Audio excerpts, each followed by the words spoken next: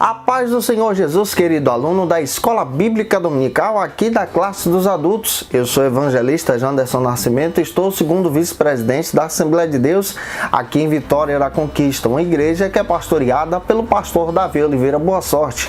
E hoje, pessoal, nós chegamos na lição de número 6 do segundo trimestre da CPAD em 2020.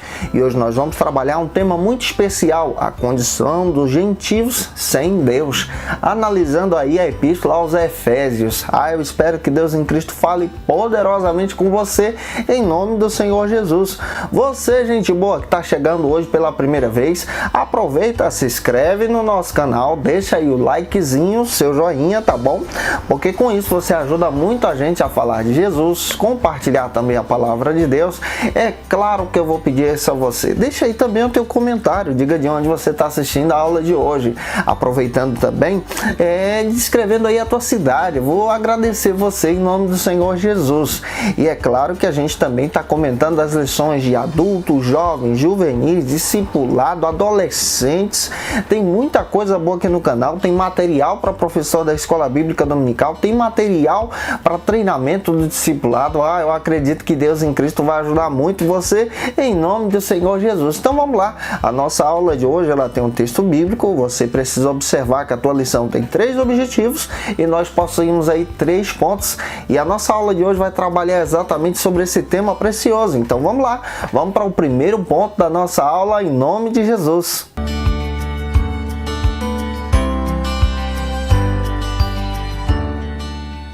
Hoje nós chegamos na lição de número 6 aqui do segundo trimestre da CPAD da classe dos adultos. E o tema da aula de hoje trata exatamente sobre esse contexto especial do capítulo 2 da Epístola aos Efésios. Hoje a gente vai estudar sobre a condição dos gentios sem Deus. E o primeiro ponto da nossa lição vai trabalhar o seguinte argumento: chamados incircuncisão. É importante a gente observar nesse primeiro ponto que nós estamos analisando especialmente o capítulo 2 da Epístola aos Efésios. Analise o texto bíblico aí do versículo 11. Você vai perceber que na cidade de Éfeso, especialmente na igreja, nós encontramos um conjunto de irmãos, grupos de irmãos ali. Nós encontramos irmãos que são gentios. Esses gentios são chamados aí pelos irmãos judeus de incircuncisos, e nós encontramos também alguns irmãos que são judeus. E a visão que Paulo começa a trabalhar agora nessa epístola aos Efésios é demonstrar que aqueles que eram incircuncisos, na ideia da aliança que Deus fez com Abraão na sua carne, que é a circuncisão, essa ideia que nós vamos trabalhar hoje demonstra para a gente que Deus também chamou os gentios e não somente os judeus. E ele chamou os gentios, como também os judeus, para se tornarem igreja de Deus. E a observação da nossa aula vai trabalhar exatamente sobre isso, sobre essa questão desse chamado dos gentios para a glória de Cristo, como igreja do Senhor. O primeiro subtópico trata sobre o seguinte argumento: o conceito de circuncisão. O conceito de circuncisão se atribui e ele remonta à passagem bíblica lá de Gênesis, capítulo 17, versículo 10 e 11, quando Deus estabelece uma aliança com Abraão. E Abraão também estabelece uma aliança com Deus. Essa aliança era realizada na carne de Abraão, especialmente na cirurgia feita aí por facas de pedras do prepúcio masculino que se localiza no pênis. Você vai perceber que essa aliança também se estende para todo descendente de Abraão, para todo descendente de Israel. É um símbolo na carne humana para descrever que há um pacto, há uma aliança entre o povo hebreu e Deus. Gênesis 17:14 está escrito que quem fosse descendente de Israel e não fosse circuncidado deveria ser expulso da nação, ser expulso das tribos, por exemplo. E a gente entende aqui no primeiro subtópico que o pacto da aliança realizada por Deus e Abraão e Deus, tem um significativo muito grande. essa questão dessa cirurgia na carne demonstra para o ser humano, especialmente descendente homem de Israel, que essa aliança era preciosa, que algo real havia acontecido com Abraão, e isso deveria ser levado também para a sua descendência, para os seus filhos. E avançando, nós vamos agora analisar o segundo subtópico aqui do primeiro ponto, para a gente poder trabalhar um pouco melhor esse argumento com você e entender a respeito dessa questão da circuncisão judaica e dessa questão da aliança que Deus faz com os gentios também, que não são circuncidados. O significado religioso da circuncisão. Esse é o segundo subtópico. Ele está baseado aí em Êxodo capítulo 19, observe esse texto bíblico aí com os teus alunos, versículos 5 e 6, aonde Deus estabelece uma aliança com Israel. Está escrito lá que de toda a terra pertence ao Senhor, e Deus faz um pacto especialmente com os israelitas, com a nação de Israel.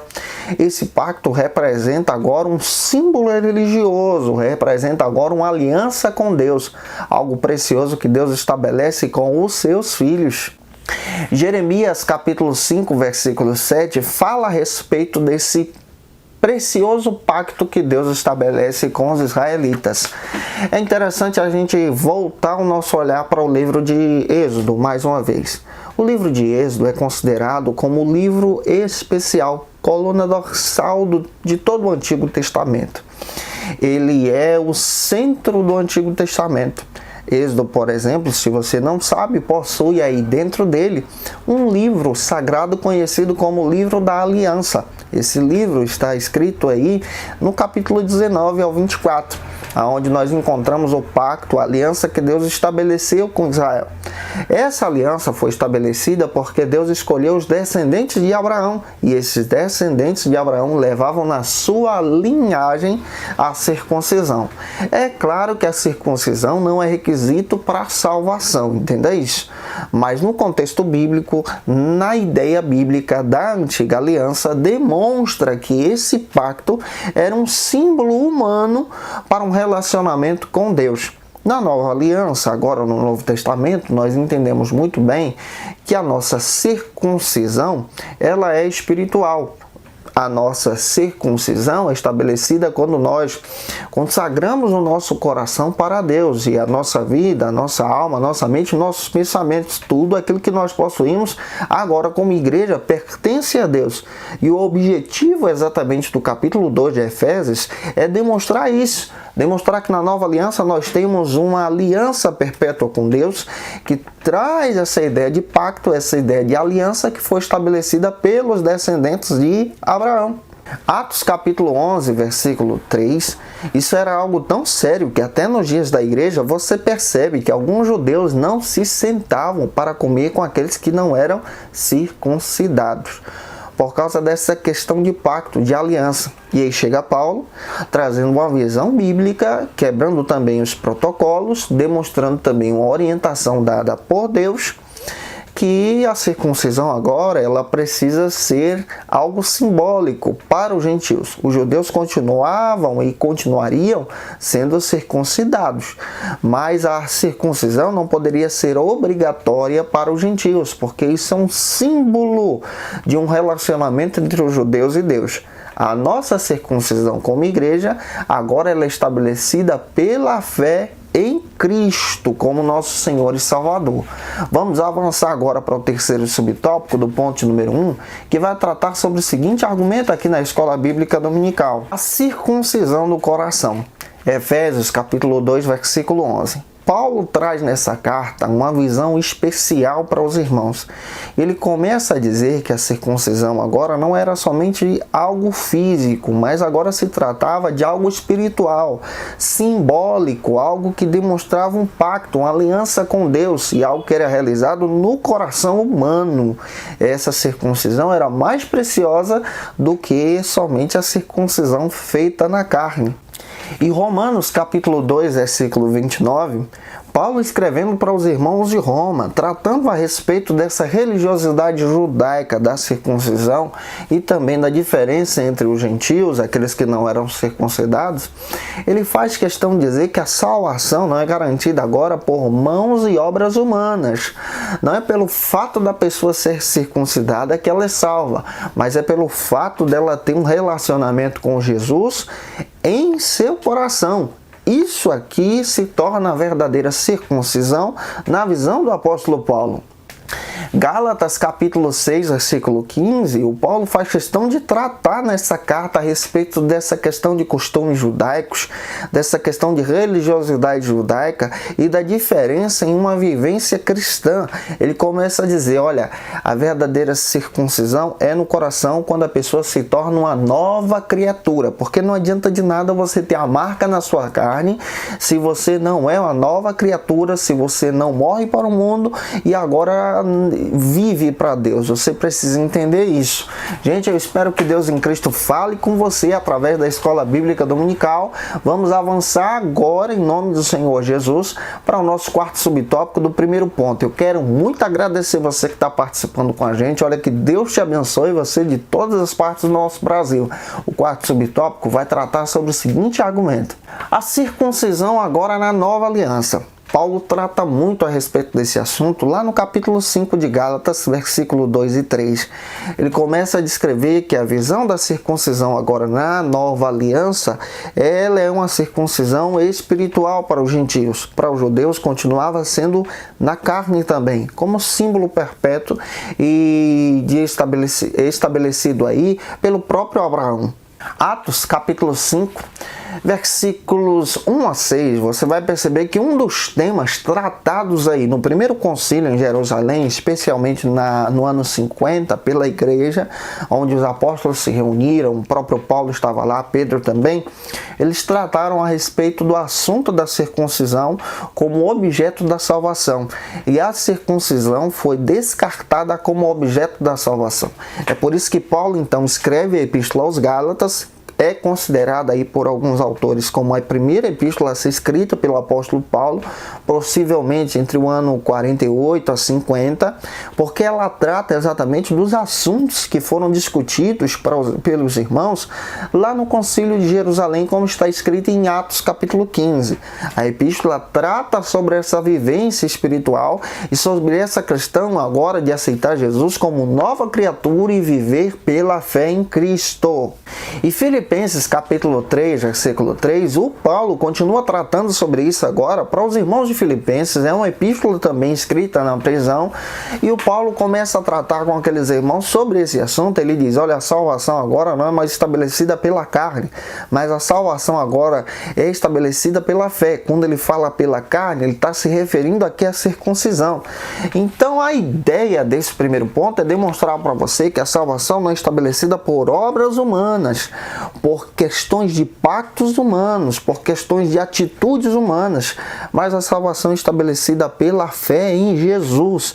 A gente precisa crer em Cristo como o nosso autor e o nosso supremo sacerdote, aquele que nos salvou na cruz do Calvário.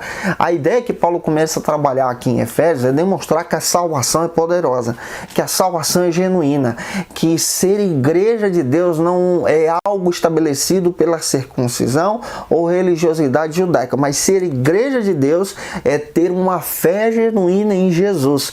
Gente, eu espero que Deus em Cristo fale com você através dessa palavra. Vamos agora para o nosso segundo ponto da nossa lição, que a gente vai tratar sobre o seguinte argumento aqui na Escola Bíblica Dominical: estranhos ao concerto da promessa. O concerto pode ser traduzido também por aliança, estranhos à aliança da promessa.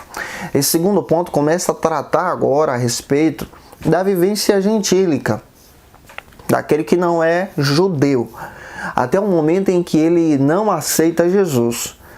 Quando ele não aceita Cristo, então ele passa a ter uma vida e uma prática que é totalmente estranha à promessa que Deus fez a Abraão e à promessa que Jesus faz à sua igreja. E vamos analisar isso em 3 subtópicos. Primeiro, vai tratar sobre o seguinte argumento: uma vida sem Cristo.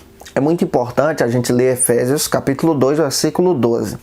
Paulo demonstra agora a sua preocupação pelos habitantes ali da cidade de Éfeso. Por quê? A cidade de Éfeso é uma cidade cosmopolita. A gente já entendeu na primeira lição que a cidade de Éfeso é uma cidade grande. Para você ter ideia, tinha entre 300 mil a 500 mil habitantes já naquele período, há 2000 anos atrás. Existia na cidade de Éfeso um templo religioso aí a deusa Diana, Artemis. Existia também cultos ao deus Baco, deus da bebida. Então Paulo demonstra sua preocupação para aqueles gentios que estavam presos, aprisionados na sua vivência no paganismo. E ele demonstra agora o seu olhar missionário, o seu olhar missiólogo, o seu olhar missiológico para aqueles que estão sem Cristo e estão vivendo afastados de Deus. E João capítulo 4, versículo 22, você percebe que Cristo agora estabelece essa aliança através da cruz do Calvário para resgatar a todos. E é por isso que Paulo entende isso e entende que a cruz do Calvário foi para todos, mas aqueles que estavam vivendo no paganismo ainda não conheciam essa verdade. Essa verdade precisava ser compartilhada. Hebreus capítulo 8, versículo 8 a 10, o escritor da Epístola aos Hebreus, que não é Paulo, faz questão de dizer aqui na sua epístola que aqueles que ainda não aceitaram a Cristo, estão vivendo no paganismo, se demonstram indiferentes pelo fato de não conhecerem a Jesus, quererem ainda permanecer aprisionados nos seus pecados. E essa ideia que Paulo demonstra aqui nessa epístola é exatamente esse olhar, desse amor e resgate por aqueles que estão perdidos. Vamos para o segundo subtópico agora, para analisar esse argumento que Paulo continua trabalhando nessa epístola aos Efésios. O segundo subtópico do ponto número 2 da nossa lição trata sobre o seguinte argumento: separados da comunidade de Israel. Essa ideia de separados da comunidade de Israel traz para a gente, remonta para a gente exatamente essa escolha que Deus fez com Abraão, esse pacto que Deus faz com Israel, mas também demonstra para a gente essa visão de separação dos gentios, que são diferentes mesmo dos israelitas. Porém, em Cristo, tanto judeus como israelitas, tanto judeus como gentios se tornam um, se transformam em igreja, corpo de Cristo. E a gente precisa levar isso em consideração. Efésios capítulo 2, versículo 12, o Paulo faz questão de tratar a respeito desse assunto, demonstrando que os gentios não faziam parte dos privilégios da aliança, que foi estabelecida aí para os judeus. Não poderia desfrutar aí dos benefícios da aliança. Mas você percebe, de acordo com a palavra de Deus e com os argumentos de Paulo, Paulo fazendo questão de falar sobre isso e destacar o privilégio que Deus prepara em Cristo para os gentios que aceitam a Jesus. Isso aqui está presente na palavra de Deus, conforme Romanos capítulo 9, versículo 14. E o preceito da aliança, o pacto que Deus fez com Israel, era exclusivo para os descendentes aí de Abraão, conforme está escrito lá em Gênesis capítulo 17, versículo 17. A gente precisa levar isso em consideração. E Gálatas capítulo 3, versículo 29, nós entendemos muito bem, à luz da palavra de Deus, que os gentios não estavam podendo alcançar as bênçãos que Deus estabeleceu para os descendentes de Abraão, os benefícios que os judeus teriam por causa do pacto da aliança. Os gentios eram diferentes, separados. Isso quer dizer que eu e você não teríamos condições nenhuma de receber os benefícios da aliança, do pacto estabelecido para os israelitas. Mas em Cristo, agora em Jesus, nós temos esse benefício. Nós recebemos essa oportunidade, porque Jesus nos compra na cruz do Calvário também. Vamos agora analisar o próximo subtópico, que é o terceiro, do ponto número 2 da nossa lição, que vai tratar sobre o seguinte argumento aqui na Escola Bíblica Dominical: alienados aos pactos da promessa. Esse terceiro subtópico agora procura olhar para os judeus. Os judeus estavam firmados nas alianças que Deus estabeleceu, por exemplo, com Abraão, a aliança abraâmica. A aliança que Deus estabeleceu com Moisés, a aliança mosaica, onde nós encontramos a lei, a revelação da Escritura. Você percebe também o pacto davídico, a respeito da promessa do nascimento do Messias na descendência judaica. Você vai perceber que os judeus estavam presos, alienados a esses pactos. E, infelizmente, estavam somente baseando a sua fé a partir dessas alianças, se esquecendo que a fé, ela é fundamentada a partir do momento que você crê e vive aquilo que você crê. E isso a gente precisa parar, pensar e refletir sobre esse argumento. E os judeus possuíam essas promessas que apontavam todas para Jesus, o Messias verdadeiro. Os gentios, por outro lado, não conheciam a respeito desses pactos, dessas alianças, não conheciam a respeito da lei de Moisés, a respeito da aliança que Deus estabeleceu, por exemplo, com Davi, a respeito da promessa do Messias. Eles não entendiam muito bem a respeito disso, desses argumentos, desses preceitos da fé judaica. E isso aqui gerava muito conflito, especialmente nas igrejas. Quando você percebe Paulo escrevendo a Epístola aos Romanos, ele faz questão de dividir um argumento para os judeus e para os gentios. Agora, aos Efésios, ele também está tratando sobre isso. Ele está trabalhando tanto com os judeus como também os gentios. Os gentios estão sendo discipulados, estão conhecendo a respeito do valor das Escrituras que eles não conheciam, a respeito da fé que eles não conheciam. E Gálatas capítulo 3, 29, traz exatamente um argumento precioso. A gente passa a entender que quando os gentios são discipulados e conhecem a respeito da fé em Jesus, eles agora, regenerados em Cristo, passam a experimentar das promessas de Deus. Antes, nós não experimentávamos, nós não tínhamos essas oportunidades. Agora, em Jesus, regenerados, justificados em Cristo, somos nova criatura e temos oportunidade agora de experimentar das bênçãos de Deus. É por isso que Paulo começa a trabalhar esse argumento agora na visão da igreja. A igreja que era composta por judeus, mas também por gentios regenerados, salvos em Jesus, que eram diferentes, que foram resgatados pela promessa de Cristo na cruz do Calvário, como eu e você. Eu espero que essa palavra esteja chegando no teu coração, que você entenda que você é regenerado em Jesus, e regenerado em Jesus você tem a oportunidade agora de desfrutar das bênçãos da salvação. Vamos avançar agora para o nosso terceiro e último ponto da aula de hoje, que vai tratar sobre o seguinte argumento aqui na Escola Bíblica Dominical: sem esperança e sem Deus. Os gentios que não conheciam a Jesus tinham uma vida de desolação, uma vida sem fé, uma vida sem crença e sem conhecer o verdadeiro Deus, vivendo aí de forma escravizada a partir dessa ideia do paganismo. E agora, nesse terceiro ponto, a gente vai entender exatamente em dois subtópicos sobre esse argumento que Paulo está demonstrando. Quando os gentios não tinham Jesus, eles estavam perdidos. A condição era caída. Mas com Jesus, eles agora têm a oportunidade de desfrutar da fé em Cristo e desfrutar também das bênçãos espirituais estabelecidas por Deus aos judeus e agora que alcançam a igreja de Deus, que é formada também por gentios. O primeiro subtópico trata sobre o seguinte argumento: desprovidos de esperança. Esse é o primeiro subtópico aqui do ponto número 3 da nossa lição. Paulo agora começa a demonstrar que quando o gentio está aprisionado no paganismo, em uma vida sem religião, ele está desprovido agora de esperança. Mas quando ele aceita Cristo, ele agora tem uma esperança, e essa esperança é Jesus. Salmo 130, versículo 5 diz: está escrito para a gente que a esperança ela é fundamentada na fé. Então, uma vida sem esperança, desprovida de esperança, é uma vida também sem fé. Atos capítulo 17, versículo 18 e 32, você percebe que os gentios, nessa época aqui especialmente, e até hoje, que não tinham um relacionamento com Jesus, um relacionamento com a fé, não acreditavam, por exemplo, na vivência depois da morte, uma vivência além do túmulo. Mas são os cristãos que propagam exatamente essa esperança da ressurreição. Nós acreditamos nessa ressurreição porque Jesus ressuscitou e ele prometeu que nós também seríamos alvos desse benefício da ressurreição em Cristo.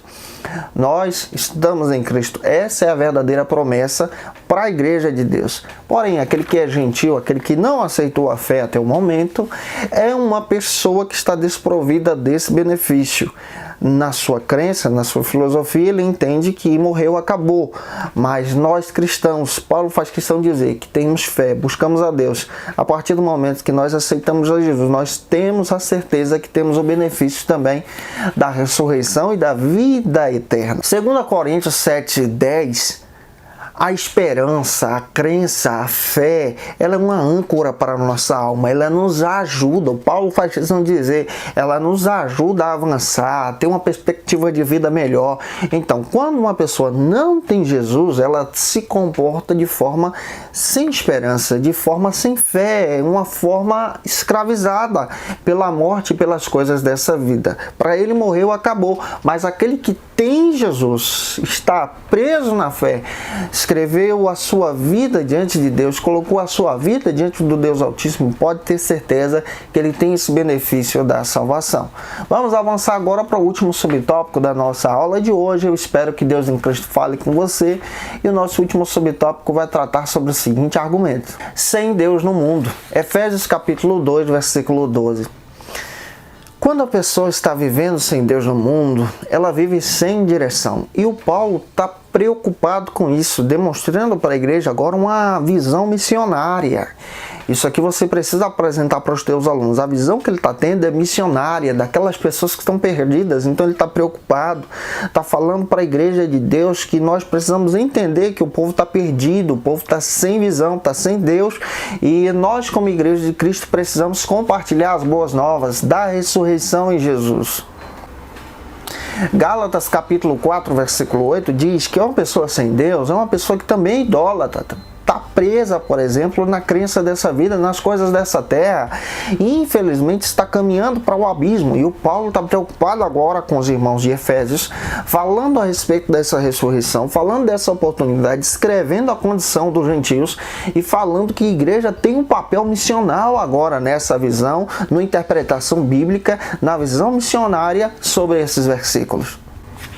João 17, versículo 3, nós precisamos crer nesses desígnios preparados pelo próprio Deus para a nossa vida. Então a gente está entendendo na aula de hoje que os gentios têm uma condição terrível de uma vida sem Deus, e o Paulo está preocupado, escrevendo para os irmãos no capítulo 2 sobre a importância da gente propagar as boas novas de salvação, sobre a importância da gente entender nessa visão missionária que temos um papel como igreja para resgatar aqueles que estão perdidos. Gente, eu espero que Deus em Cristo tenha falado com você na aula de hoje, que Deus te abençoe, estamos orando por você. Compartilha essa aula, deixa o teu comentário, tem material disponível da aula disponível aí no canal. Um beijo no teu coração, que Deus te abençoe e até a próxima aula, se Deus quiser.